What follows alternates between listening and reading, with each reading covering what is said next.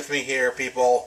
Well, good morning, everybody. Sounding even worse today. It's like I keep going one step backwards every time I go forward. 2 steps forward and 3 steps backwards. Actually, how'd that Paula Abdul song go? 2 steps forward, 2 steps back.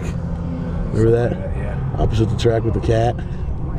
But yeah, so just almost at the office here. Stopped and got some breakfast, some energy, get us going. Tom's got a heck of a freaking wiring job to finish up today. He's gonna be busy all day, but at least was able to give me a ride to work. We're sitting here with the new improved armrest here. It's where the cables run across on the network rack of the gear. And it's kind of like a little ladder looking thing, but it's our armrest for the morning. Nice day today. It's supposed to be a little warmer as the weekend comes, but there's supposed to be some kind of a system moving in, they said. Just get a few inches of rain. Yeah.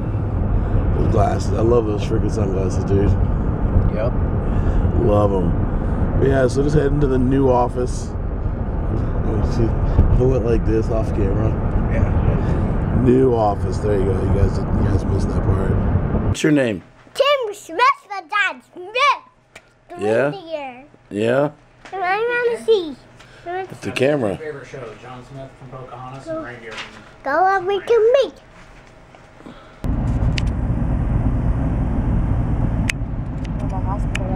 Is it? What's up, guys? Haven't talked to you in a while, huh? Well, that was, I think, one of the Mercy helicopters landing at the airport. It's kind of disheartening. But yeah, I just headed home. Nikki's had a pretty rough day today, so I decided to drive home for her. She's just not up to driving, and work's just jacking her around like usual. Girl wants to go part-time, so they forced Nikki to work all the night hours, which granted she makes more money doing that because tips are usually better, but the problem is they're making her do all this work that an assistant manager does. A, she hasn't even finished training, and B, they're not even paying her what they're supposed to pay her to be an assistant manager, but they want her to do everything that an assistant manager is supposed to be doing. So she's just had enough. And I feel for her. This job stresses her out every day. It sucks because, you know, she loves what she does. She loves cutting hair. I mean, she enjoys cutting hair. She enjoys the people. She's got a lot of return clients that love coming to her. Ian's mom, Mama Walmsley, she comes to Nikki, gets her haircut. You know, a lot of people just enjoy what Nikki does, and they only come to her because they know that she'll do it right. How can you continue doing something that you love when it's no longer enjoyable? You know, I mean, she's in school for, you know, to get her into the nursing field, but that's still a year away for her to get that degree, and then she still has to work to get her RN. I hate seeing her stressed like this. I hate seeing her, you know, crying. I hate it. It pisses me off. I can't do anything about it. I can't go into her work and, you know, yell at people because it's not going to do any good, but it's frustrating as a husband to see your wife suffering. And I'm sorry if you guys can't hear me. I don't know what's going on. It just gets better one day and then worse the next. So I'm sucking on the halls here, so I apologize if you hear that noise too, but that's a whole other story. If I'm not any better by Thursday, I'm supposed to go back to the doctor. I'm still taking the penicillin. I'm also taking some Mucinex D.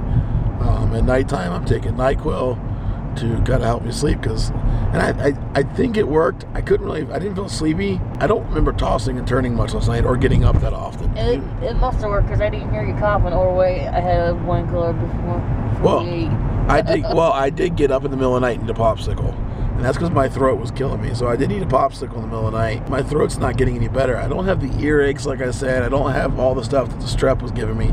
But I've got this sore throat that's just killing me. It's like swallowing razor blades. My job, I have to answer the phone at work and people call, and it's hard when I go, hello, thank you. Speaking of work, basically what happened is the guy that owns the building, Dave, decided to turn on Psycho Dave mode. This guy, he'll flip, like just in one moment he'll be screaming at you, I'm gonna kick your effing ass. The next minute he'll be like, I'm sorry, I shouldn't have said that. So anyway, he decided to use someone else's past against my boss and tell him that we had to move out, and we had 3 or 4 days to move out. He tells us this at 6:30 on the evening on Monday. We have then legally till yesterday at 6:30 to get out. We got all our stuff out for the most part by Wednesday evening. There's a few small items, like just, you know, our trash cans and a shelf that we left, and we were gonna go back and get it.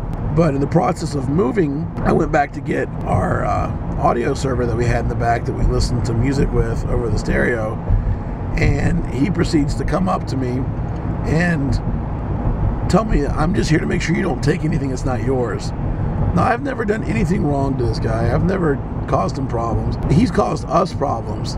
I had a customer come in one day and was going to spend probably about $500 to repair some stuff. And he had flicked his cigarette in the parking lot. No longer had the guy been in the office 5 minutes, Dave come running over. You better pick up that cigarette right now, sir. Right now. He didn't even say sir. He's like, I'm sorry. He said, sir, you need to go out right now and pick up that. It sounds so much less threatening when I'm doing it in this voice, doesn't it? Wow.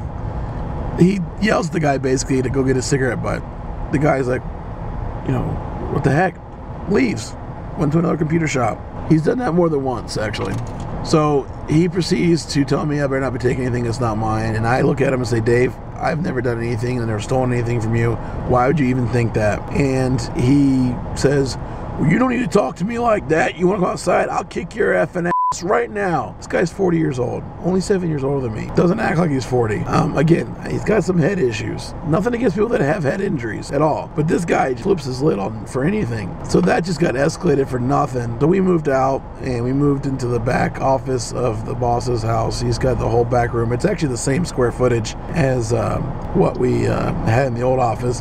It's going to save us about $12,000 a year, which pay-wise, that's going to help a lot. It's more money that Josh can put towards paying us on time, getting us pay increases if we deserve them. So in the long run, I think it's going to be for the better. But so that's what's been going on. So then yesterday, I am driving by, and again, we had till 6:30 at night to get our stuff. So I'm driving home. Nikki's driving home, actually, and I look over as we drive past the old office and noticed that he had ripped down all our signs that were informing our customers that we had moved. So I just called his secretary, Linda, who's a sweet, sweet little old lady, and let her know, hey, if anyone stops by asking where we're at, would you please let them know? And she said, sure. I was like, I don't have the address memorized. I'll call you tomorrow with it. She said, no problem. I get a call 5 minutes later from Dave. If you want people to know where you moved, take care of yourself. Don't bother my secretary with it. And all I literally said, Nikki was sitting right next to me, all I said to the guy was like, whatever, Dave. And he responded to that comment, whatever, Dave, with, don't you effing talk to me like that. I will kick your effing ass. Again, see, this just flips. I said, Dave, I'll be there in 5 minutes with the police. So I did. Josh called the police and I met him there. And they advised him that basically if he made any more threats like that they were going to take him in. I didn't want to see the guy sit in jail, but I wanted him to know that I wasn't kidding around when I told him I'd call the cops. So I called the cops. So yeah, it's just been a really hectic week for both of us. Nikki's had a lot worse than I have. I'm not crying and stressing out, so at least I guess I have the better end of it, right?